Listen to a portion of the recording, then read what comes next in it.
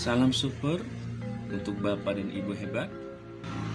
Bapak Ibu tentu sudah mengenal apa itu komunitas belajar, bukan? Komunitas belajar merupakan sekelompok pendidik maupun tenaga kependidikan dalam satu sekolah yang belajar bersama-sama dan berkolaborasi secara rutin dengan tujuan yang jelas dan terukur dalam meningkatkan kualitas pembelajaran sehingga berdampak pada hasil belajar peserta didik itu sendiri. Lalu tujuan dari komunitas belajar itu sendiri apa untuk sekolah? Bapak dan Ibu, tujuan dari komunitas belajar di sekolah itu diharapkan dapat meningkatkan kompetensi pendidik maupun tenaga kependidikan dan membangun budaya belajar bersama yang berkelanjutan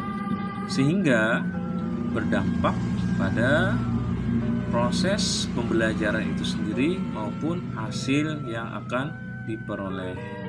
Mengapa komunitas belajar sangat penting ada di sekolah? Komunitas belajar sangat penting karena komunitas belajar berfungsi sebagai wadah bagi peserta didik untuk merealisasikan kolaborasi antara pendidik. Pendidik dapat belajar bersama, pendidik bersepakat tentang standar umum seperti misalnya pembelajaran yang efektif, rubrik atau indikator penilaian.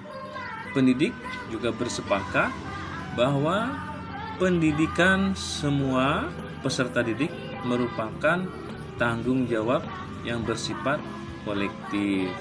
Dengan adanya komunitas belajar di sekolah, ketimpangan kompetensi antara pendidik dapat diminimalisir, sehingga para peserta didik memperoleh pengalaman belajar dengan kualitas yang sama siapapun pendidiknya.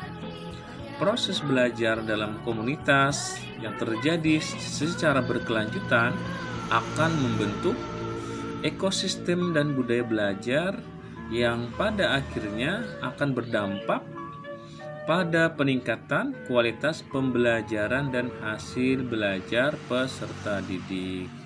Assalamualaikum warahmatullahi taala wabarakatuh.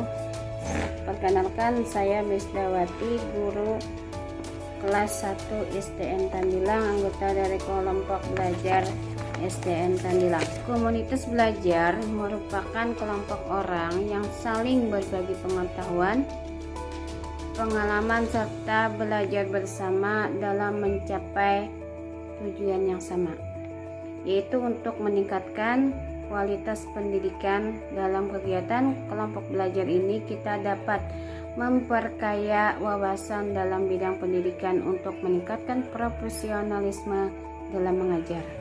Adapun tantangan dalam kelompok belajar ini, menurut saya adanya perbedaan pandangan atau pendapat dalam hal permasalahan.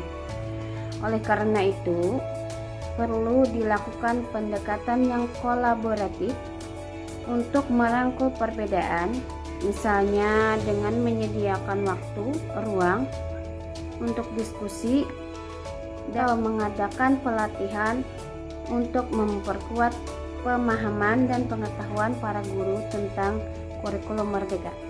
Untuk memfasilitasi kegiatan komunitas belajar guru, perlu disediakan dukungan dan sumber daya yang memadai, seperti fasilitas, dana, dan pengelolaan waktu. Demikian dari saya ucapkan terima kasih. Wassalamualaikum warahmatullahi taala wabarakatuh.